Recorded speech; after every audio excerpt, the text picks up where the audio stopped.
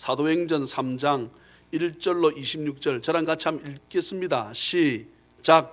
그런즉 제 9시인데 이건 로마서입니까?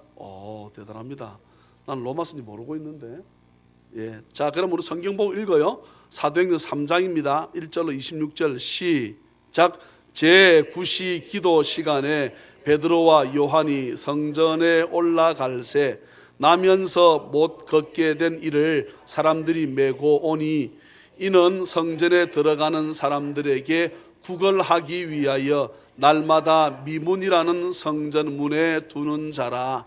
그가 베드로와 요한이 성전에 들어가려 함을 보고 구걸하거늘 베드로가 요한과 더불어 주목하여 이르되 우리를 보라 하니 그가 그들에게서 무엇을 얻을까 하여 바라보거늘 베드로가 이르되 은과 금은 내게 없거니와 내게 있는 이것을 네게 주노니 나사렛 예수 그리스도의 이름으로 일어나 걸으라 하고 오른손을 잡아 일으키니 발과 발목이 곧 힘을 얻고 뛰어 서서 걸으며 그들과 함께 성전으로 들어가면서 걷기도 하고 뛰기도 하며 하나님을 찬송하니 모든 백성이 그 걷는 것과 하나님을 찬송함을 보고 그가 본래 성전 미문에 앉아 구걸하던 사람인 줄 알고 그에게 일어난 일로 인하여 심히 놀랍게 여기며 놀라니라. 나은 사람이 베드로와 요한을 붙잡으니 모든 백성이 크게 놀라며 달려 나아가 솔로몬의 행각이라 불리우는 행각에 모이거늘 베드로가 이것을 보고 백성에게 말하되 이스라엘 사람들아 이 일을 왜 놀랍게 여기느냐. 우리 개인의 권능과 경건으로 이 사람을 걷게 한 것처럼 왜 우리를 주목하느냐. 아브라함과 이삭과 야곱의 하나님 곧 우리 조상의 하나님이 그의 종 예수를 영화롭게 하셨느니라. 너희가 그를 넘겨주고 빌라도가 놓아 주기로 결의한 것을 너희가 그 앞에서 거부하였으니 너희가 거룩하고 의로운 일을 거부하고 도리어 살인한 사람을 놓아 주기를 구하여 생명의 주를 죽였도다. 그러나 하나님이 죽은 자 가운데서 그를 살리셨으니 우리가 이 일의 증인이라. 그 이름을 믿음으로 그 이름이 너희가 보고 아는 이 사람을 성하게 하였나니 예수로 말미암아 난 믿음이 너희 모든 사람 앞에서 이같이 완전히 낫게 하였느니라. 형제들아 너희가 알지 못하여서 그리하였으면 너희 관리들도 그리한 줄 아노라. 그러나 하나님이 모든 선지자의 입을 통하여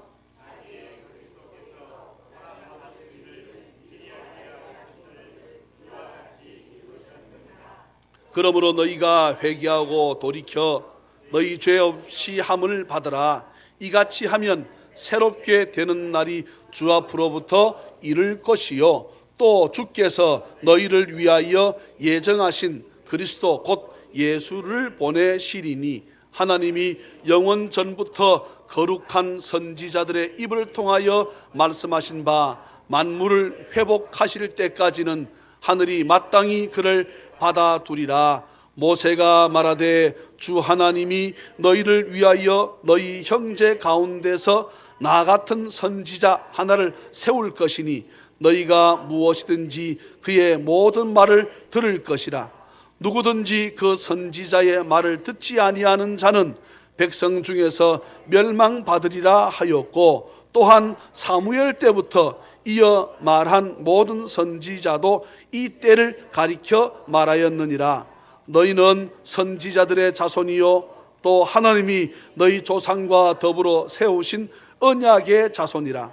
아브라함에게 이르시기를 땅 위의 모든 족속이 너희의 씨로 말미암아 복을 받으리라 하셨으니 하나님이 그 종을 세워 복 주시려고 먼저 보내사 너희로 하여금 돌이켜 각각 그 악함을 버리게 하셨느니라. 아멘. 제가 1961년생입니다. 55, 우리나라로 치게 되면 만으로 친다 그러지요. 54살이 됩니다. 여러분, 50년 전의 대한민국, 어제의 대한민국을 기억하십니까? 6.25 전쟁이 끝난 후에 대한민국은 절망과 기아선상에 서덕이는 비참한 나라였습니다. 경제개발 계획을 추진하려고 미국, 영국, 캐나다 그런 선진국의 손을 내밀었지만 그들의 반응은 아주 냉담했습니다. 6.25 전쟁으로 폐해가 되어 자원도 없고 신용도 없는 나라에 뭘 믿고 돈을 빌려주겠습니까? 1963년 제가 2살 때일 때입니다. 독일에 광부와 간호사를 보내고 천신만고 끝에 1964년 우리나라 최초로 독일에서 3,750만 달러를 빌렸습니다. 참으로 암담한 그때 월남 전쟁이 발발했습니다. 월남 정부하고 미국이 우리나라 대한민국에다가 월남 파병을 요청을 해왔습니다. 1차로 의무병 130명, 태권도 교관 10명 등 비전투 요원이 파병됐습니다. 당시 미국은 국민들의 반전 그 여론으로 인해서 더 이상 전투부대를 월남에 파병하는 것이 어려운 상황이었습니다. 그래서 우리나라 전방에 배치되어 있는 미군 2개 사단을 빼가지고 월남전에 보내려고 하던 찰나에 그 대신에 한국군, 대한민국 군인을 월남에 파병해 주면 미군은 그대로 두겠다. 만약 이 미군 2사단을 2개 사단을 빼게 되면 당장 다시금 전쟁이 또 발생할 수 있는 그런 상황이었습니다. 또 6.25 전쟁 때문에 수천만 달러의 전비를 쓰고도 수많은 전상 또한 사상자를 내면서 우리를 도와주었던 혈맹 미국의 요청을 거절할 수도 없었습니다. 결국 파병이 우리의 국가안보에 직결되고 국익을 위하고 우리나라가 도약할 수 있는 기회로 판단하고 고심 끝에 파병이 결정되었습니다. 이에 따라 1964년 7월 비전투부대가 파병되고 65년 청룡, 맹호, 백마 등 전투부대가 차례로 파병되었습니다.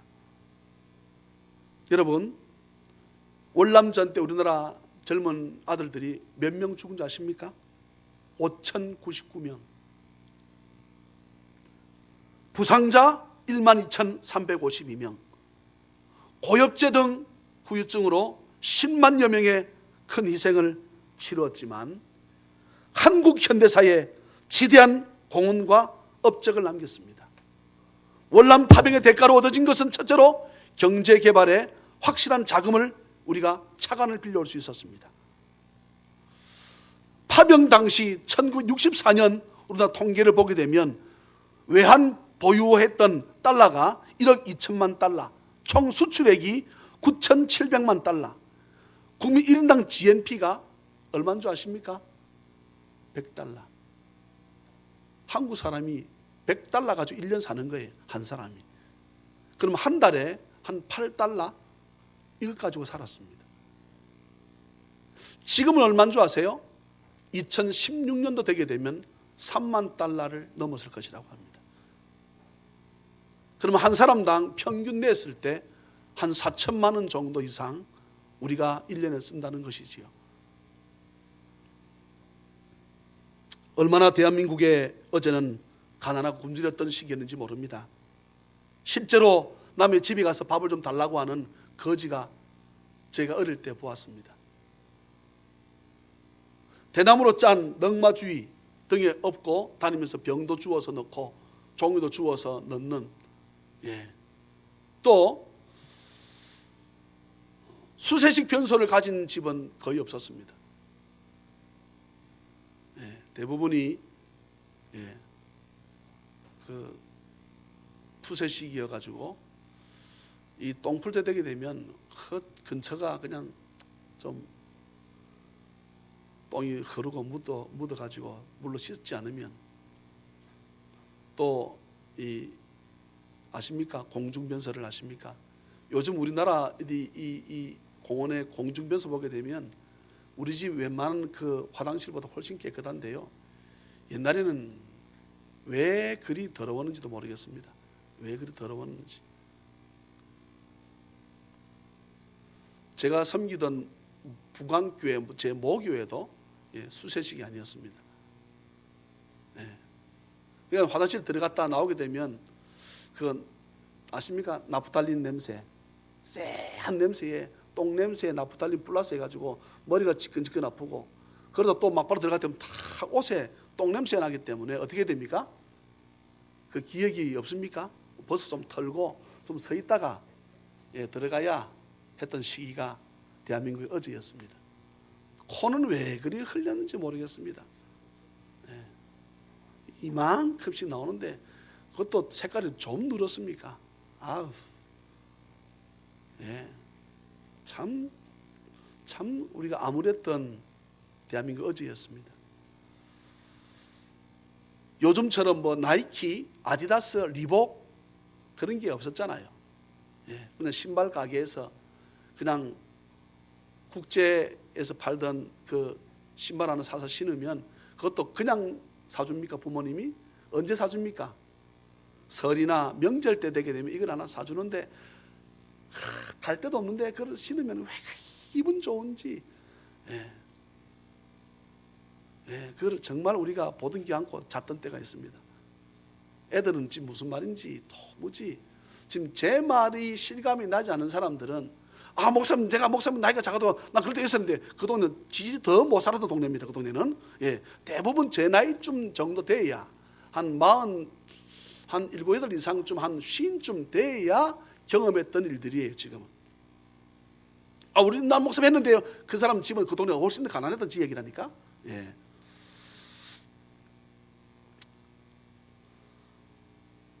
학교 갈 때마다 입학생들에게 다 손수건을 이렇게 이만큼씩 걸고 오지 않으면 안 됐던 시기였습니다. 그런데 이것을 가지고 코를 닦는 게 아니고 무엇으로 닦았습니까? 소매로 닦았지요. 밀고 닦고 당기면서 닦으면서 이게 늘 뺀질뺀질 거렸습니다. 그러다가 친한 여학생 지나간다 그러면 침을 발라가지고 옷에다 이렇게 닦고, 절반은 코를 먹었지요. 애들이 보였습니까? 애들 코를 어떻게 합니까? 먹어요. 또 참, 지금 얘들이 지금 눈빛이 이상한데 그 더러운 말, 왜 그런 말을 우리에게 목사님 하십니까? 코는 절반 먹으라고 있는 거예요. 그래서 코가 2개잖아요. 하나는 먹고 하나는 버리라고. 그 정도로 참 우리가 코를 빨아먹었던, 어떤 애는 또 혀가 긴 애는 콧구멍에 속아 들어갑니다. 혀가 아실걸요? 자기 반에서 혀가 제일 길게 나온 애들을 한번 해봐가지고.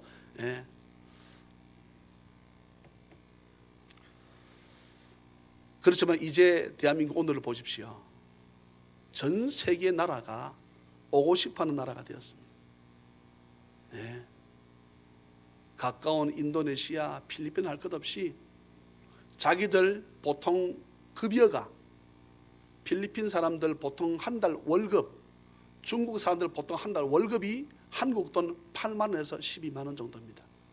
그렇다면 우리가 한테 와서 받는 월급 한 달치를 받으면 1년치 이상 받는 거예요. 그래서 전부 한국에 오고 싶어 하는 것이지요. 전부 한국에, 대한민국 땅에.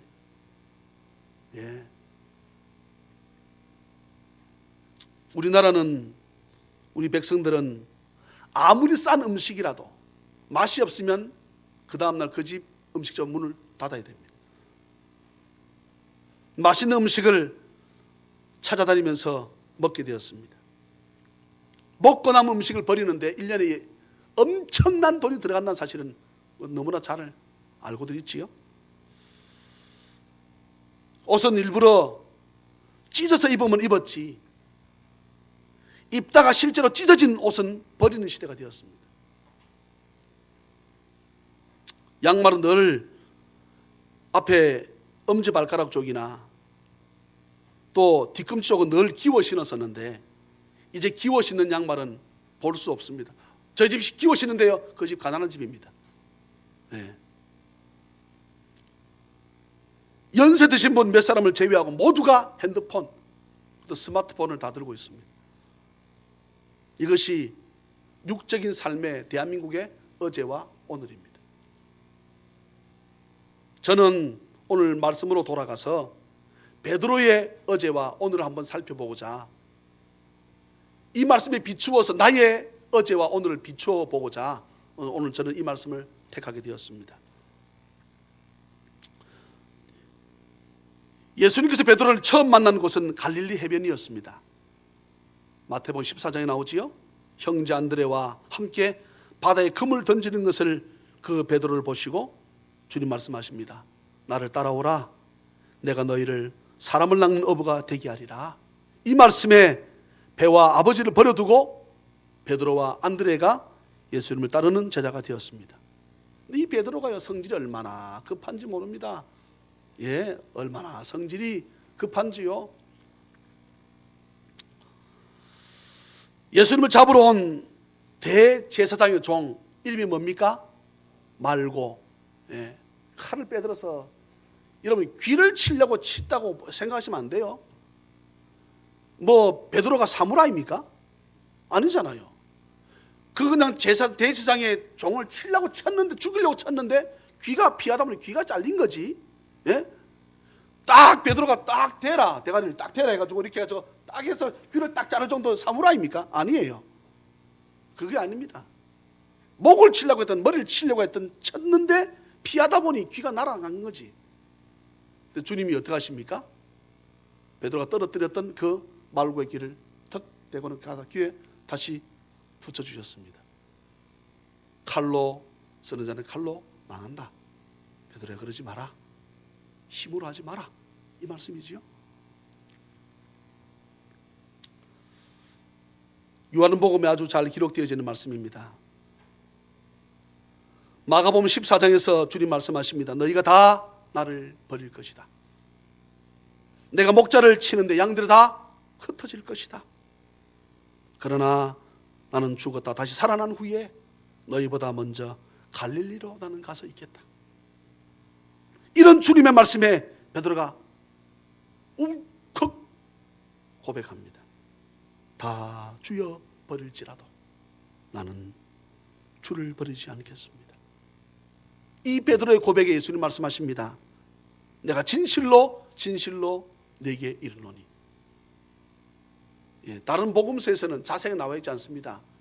마가복음서에 보게 뭐라 되어 있습니까? 닭 2번 울기 전에, 닭이 2번 울기 전에 네가 3번 나를 부인하리라.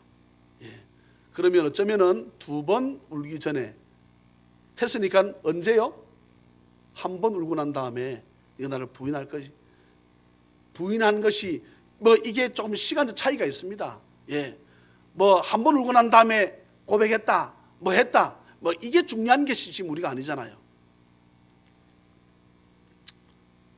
예수님의 부활을 보았음에도 불구하고 모든 것 포기하고 갈릴리로, 바닷가로 물고기를 잡으러 떠났던 베드로. 어쩌면 갈릴리로 가자고 베드로가 주도했다고도 볼 수 있습니다. 그런 그가 마가의 다락방에서 오순절 성령을 경험한 이후에 오늘 본문에 위대한 베드로의 고백이 나옵니다. 은과 금은 내게 없지만 내게 있는 것으로 내게 주노니 나사렛 예수 그리스도 이름으로 일어나 걸어라. 사랑하는 자녀 가족 여러분, 우리의 과거는 어떠했습니까? 저는 오늘 대한민국 육적인 어제와 오늘을 비추었고 베드로의 영적인 어제와 오늘, 참 베드로는 성질이 급했던 사람 중에 한 사람이었지요. 예수님 물 위로 걸어오시니까 당장 베드로가 고백합니다. 주여, 나도 나보고 걸어오게 하라고 말씀해 주십시오. 주님 말씀하십니다. 걸어오라. 여러분, 물 위를 저벅저벅 걸었던, 걷고 난 다음에 베드로 신발에 젖었을까? 전 좀 고민스럽습니다. 아마 젖었겠지요. 그래도 젖었다면 물에 빠졌다는 얘기인데 잘 모르겠습니다. 정확하게는. 어쨌거나 물 위를 걸었던 자가 베드로입니다. 이 세상 누가 무리를 걸었습니까? 두 분입니다. 예수님 또한 베드로.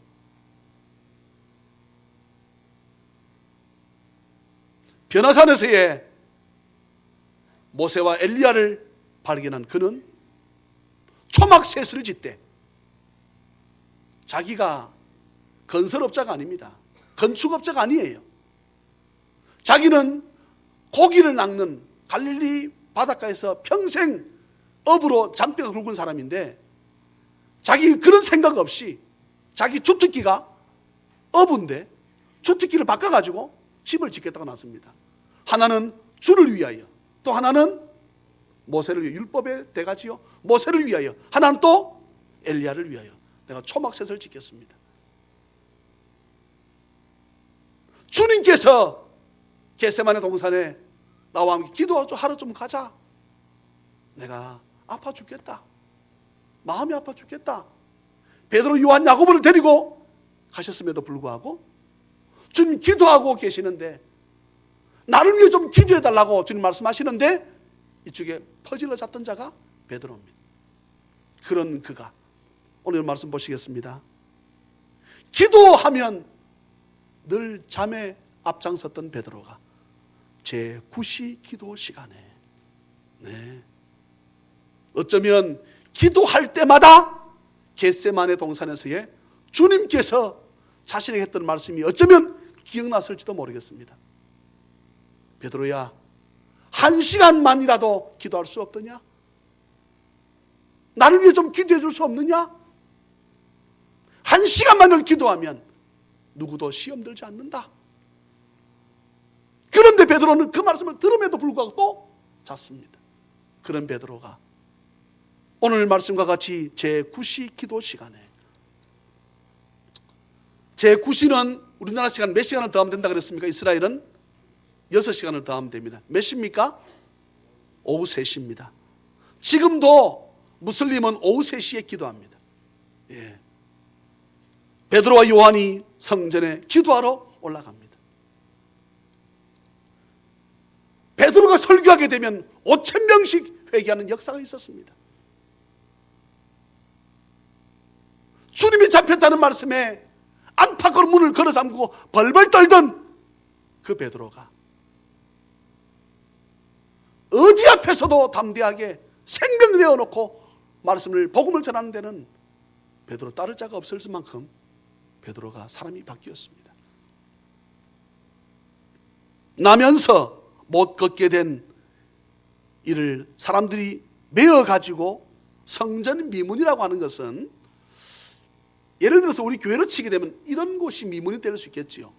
성전에 보게 되면 정문이 있는데 다른 하수인들이 왔다 갔다 할 수 있는 조그마한 문, 미문이라 그랬습니다. 그곳에다가 성전 정문에 앉아서 구걸할 수는 없으니까 미문에다가 사람들이 들어다가 나면서부터 안전뱅이니까 갖다 놓았던 그 안전뱅이.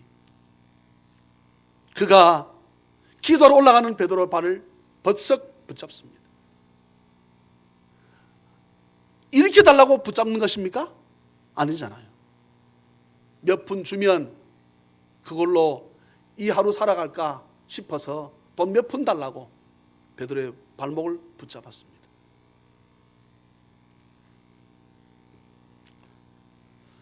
베드로가 요한과 더불어 사절 말씀 보니까 주목하여 이르되 우리를 보라. 여러분, 하나님을 믿지 않은 사람들이 저와 여러분들을 볼 때에 우리가 하나님의 자녀로 보여지는, 하나님을 믿지 않는 사람들이 우리를 통해서 지나갈 적에 저와 여러분들을 통해서 향기가 맡아지는, 누구의 향기?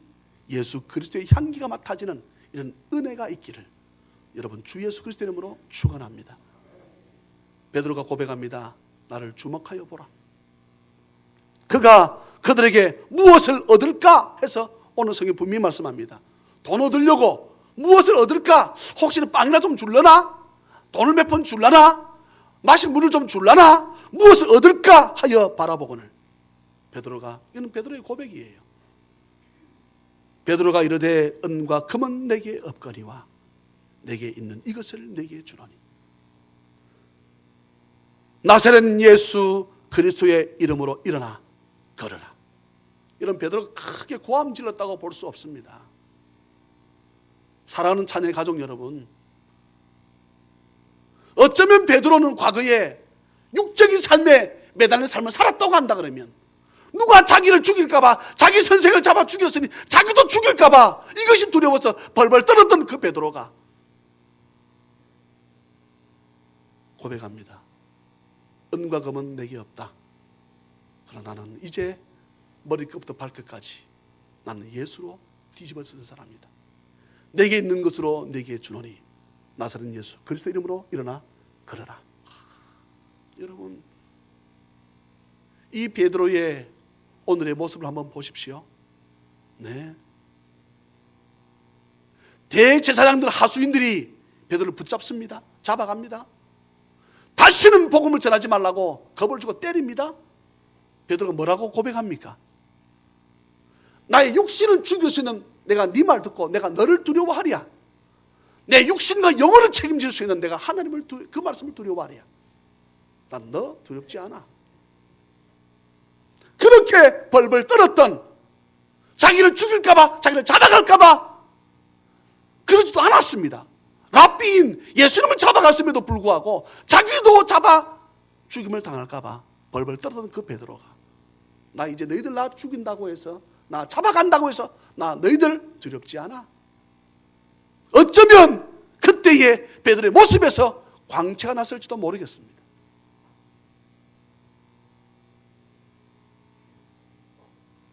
사람들이 복음을 전하다가 감옥에 잡혀 있다가 죽어나가는데 그 감옥에 같이 있던, 함께 있던 베드로는 그냥 깊은 잠에 빠져듭니다. 죽음을 두려워하면 잠을 이룰 수 없지요. 그런데 천사가 와서 어떻게 깨웠습니까? 성경 보면 그것도 찼다 그랬습니다. 하도 깊이 자니까.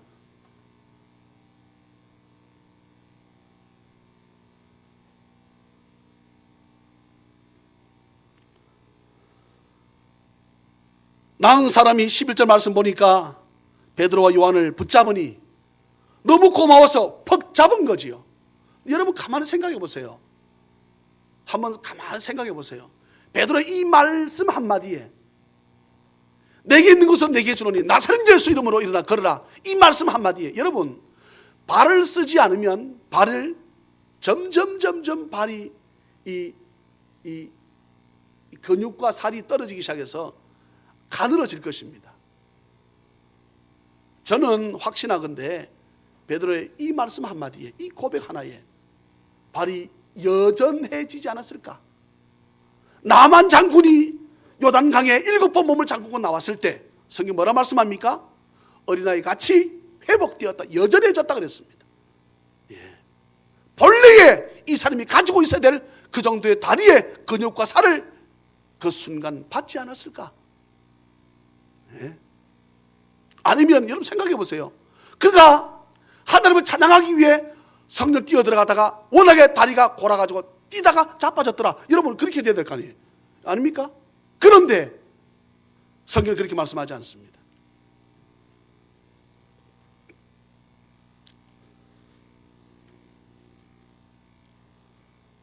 베드로는 성격이 급하고 실수가 많아서 예수님께 혹 책망을 받기도 했지만, 어쩌면 그런 그의 성격 때문에 예수님 부르심에 곧바로 따라 나설 수 있었던 이유 중에도 하나일 수 있습니다. 어떤 사람들은 이 일을 하자고 하게 되면 이렇게 재어보고 저렇게 재어보고, 순종하기보다는 내 생각, 내 경험 가지고, 목사님 이건 이렇게 해서 안 되던데요, 저렇게 해서 안 되던데요, 못하는데요, 할 수 없는데요 하지만, 어쩌면 베드로의 이 급한 성격 때문에 주님 말씀하실 때 바로 뛰어나가 주를 맞이할 수 있었던 자가 이 베드로가 아닌가.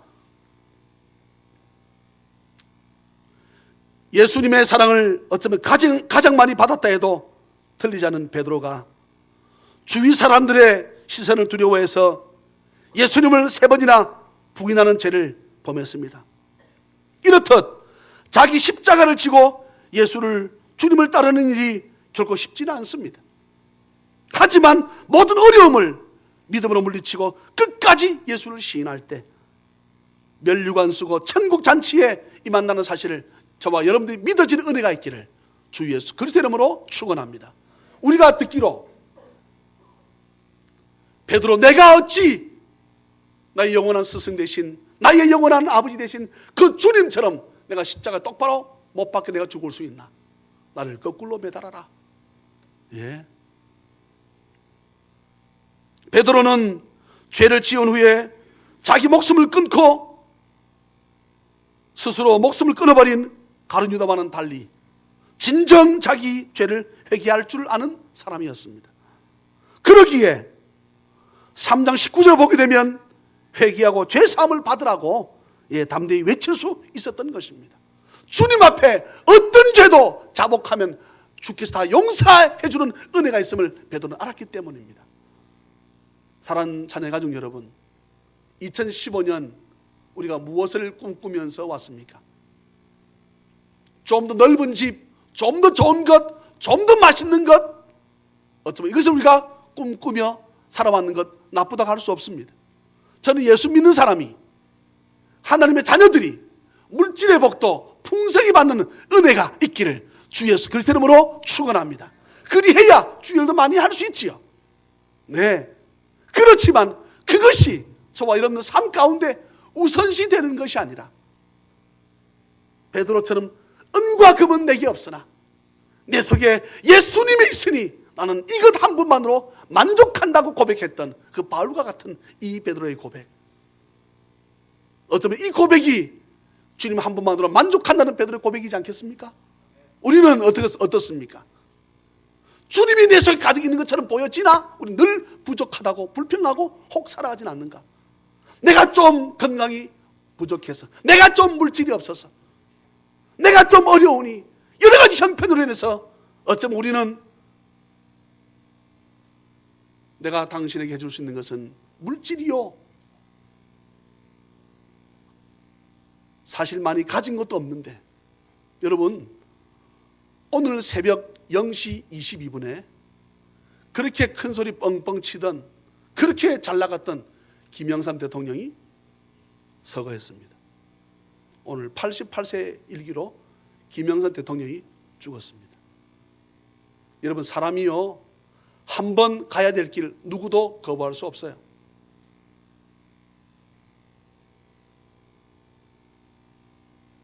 박정희 대통령이 경부고속도로를 만든다고 하니까 가서 누워서 나라 망한다고 자빠 누웠던 사람이 바로 그 사람이었습니다. 그런데 그가 대통령이 되고 난 이후에 그곳을 수도 없이 타고 다녔습니다. 수도 없이. 한 치 앞을 내다볼 수 없는 그런 시대에 어쩌면 이들이 대통령을 맡아서, 저는 분명히 말씀드립니다. 김대중 대통령, 노무현 대통령, 어느 대통령도 다 하나님께서 들었다. 예. 그래서 뭐라도 나라에 저는 보탬이 되었다고 믿습니다. 그렇지만 우리가 살아감에 있어서, 사랑하는 자녀 가족 여러분, 나라가 이만큼 육적으로 장로님 기도처럼 부강해진 것은 요한 3서 2절 말씀과 같이, 사랑하는 자여 내 영혼이 잘됨 같이 내가 범사에 잘되고 강건한 은혜가 있음을, 여러분 뒤에서 나라와 민족을 위해서 기도하는 그런 구국의 전사가 있었기에 오늘나라 이만큼 오늘의 대한민국이 있지 않겠습니까? 우리 자녀 마찬가지입니다. 베드로가 이렇게 변했던 것은 그가 마가의 다락방에서 120 성도와 함께 기도했을 때 성령이 불같이 베드로를 비롯한 모든 사람들에게 임함으로 말미암아. 왜요? 그렇게 성령을 받을 수 있었던 첫 번째 이유는 그가 주의 말씀에 순종했기 때문입니다. 사도행전 1장에 보게 되면 주님이 승천하신 장면이 나오지 않습니까? 이게 고린도서에 보게 되면 예수님이 500여 형제에게 보였다, 그런 말씀이 있거든요. 이때라고 저는 판단합니다. 그런데 주님이 뭐라 했습니까? 예루살렘을 떠나지 말고 남아서 약속하신 것을 기다리라 그랬는데 어떻게 했습니까? 380명 가량 떠났습니다. 주님 말씀하심에도 불구하고 죽었다가 살아나셔서 역사하시는 그 주님 말씀을 듣고 눈으로 보고 만졌음에도 불구하고 그 주의 말씀을 거역하고 떠났습니다. 물론 떠났다고 예수를 안 믿었다고 볼 수는 없는 것입니다. 그런데 380명은 떠났지만 남아있던 120명, 예, 그 말씀 순종했던 베드로가 성령을 충만히 받음으로 임해서 그 이유로 말미암아 죽음에 두려워 떨던 그 베드로가 죽음 앞에 담대하며 어떤 어려움도 믿음을 가지고 넘어섰던 그 베드로의 어제와 오늘은 확연히 다릅니다. 사랑하는 찬양 가족 여러분, 말씀했습니다. 2014년과 2015년이 다르고 2015년 이것이 어제가 될 것입니다. 2016년이 오늘 될 때가 있을 것입니다. 어제와 오늘 우리의 영적인 삶이 좀 더 부강한 삶으로 나아가는 우리 모든 찬양만 다 되어져서 어떤 어려움과 역경 속에서도 믿음으로 승리할 수 있는 우리 모든 찬양만 다 되시기를 주 예수 그리스도의 이름으로 축원합니다. 사랑과 자비가 풍성하신 하나님 아버지, 은혜를 진심으로 감사합니다. 너무나 부족한 때가 이 땅에 있었습니다. 주님, 쓰레기장에 갖다 버려놓은 거 보게 되면 누구나 갖다가 쓸 수 있는 것들이 참 얼마나 많은지 모르겠습니다. 기름 한 방울 나지 않는데 밤에 보게 되면 수많은 차량에, 또한 거리에 네온 사인, 이제 성탄절 주님 오신 날을 기념하기 위해서 또한 수많은 곳에 성탄 트리를 매달 것입니다. 하나님, 우리가 이 모든 것, 누군가 나를 위해서 기도하였고 누군가 이 나라와 민족을 위해서 기도한 자가 있었기에 그 눈물의 기도를 주께서 들으시고 응답하심의 결과가 어제의 눈물의 기도가 오늘의 결과임을 우리가 믿사오니 아버지, 우리가 지금은 배부르다 할 때에 다시 우리가 눈물로 기도할 때임을 기억하고 오늘의 눈물의 기도가 내일의 우리의 기쁨과 감사의 즐거움으로 변한다는 사실에 우리는 누구도 동의할 것입니다. 하나님, 그 일에 우리가 동참되어질 수 있도록 은혜 베풀어 주시옵소서. 주님 앞에 나와 예배하는 이 한 시간이 얼마나 소중한 한 시간인지를 우리가 깨닫고 주님과 만나 예배하는 이 예배 시간이 그리워지고 기다려지는 우리 모든 찬양만 될 수 있도록 은혜 베풀어 주시옵소서. 한 해 동안 베푸신 주의 은혜 오늘도 감사해서 아버지 앞에 나오며 아버지 앞에 예물을 드립니다. 주여, 적지요? 그러나 우리의 정성을 담아 싸우니 아버지 기뻐 받아 주시옵소서. 우리 성도들이 피땀 흘려 번 것으로 10의 하나가 하나님 것인 줄 알고 아버지 앞에 드리고 선교 예물도 드리고 감사 예물도 드리고 목사님 말씀에 주일 예물이 최우선이다 해서 주일 예물을 드리고 아버지 앞에 나오며 이런저런 모습으로 우리의 산제사로 또한 우리가 아버지 앞에 예물을 드리오니 주여, 없어드리지 못한 자 있습니까? 그들의 마음들을 주께서 위로하여 주시옵소서. 할렐루야, 감사하오고 오늘의 눈물의 기도를 가지고 내일의 믿음으로 승리할 것을 다짐하는 우리 모든 성도들의 이 예물을 기뻐 받아 주실 줄 믿사옵고 거룩하신 예수님의 이름으로 축복하며 간절히 기도하옵나이다.